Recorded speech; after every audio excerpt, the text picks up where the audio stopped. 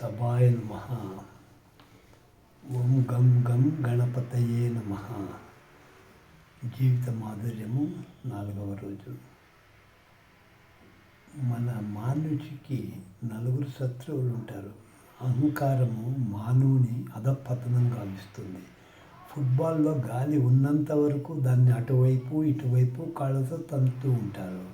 అట్లే అహంకారం ఉన్నంత వరకు మానవుడు ఇతరుల నుండి దెబ్బలు భరించక తప్పదు.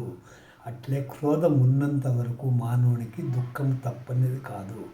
ఇది భయంకరమైన అగ్నిజ్వాల వంటిది. ఇక 3వ శత్రువు కోరిక.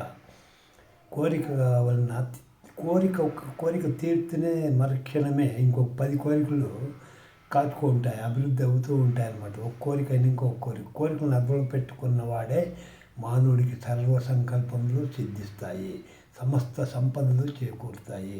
4వ శత్రువు లోభం అన్నమాట. లోభిని కుక్కతో పోల్చారు. గడ్డివాంపై కుక్క కూర్చున్నప్పుడు పశువుల దగ్గరకు రానివ్వదు, తాను ఆ గడ్డి తినదు. అదేవిధంగా లోభి తాను భుజించదు, ఇతరులకు పెట్టడు. కల్లో కూడా లోభికి సుఖముండదు. కావున ఈ 4 శత్రువుల్ని జయించాలంటే ఏం చేయాలి అనేది నెక్స్ట్ ఎపిసోడ్లో తెలుసుకుందాము. ఆచార్య రామచంద్రజీ, బెంగళూరు. జై గురు.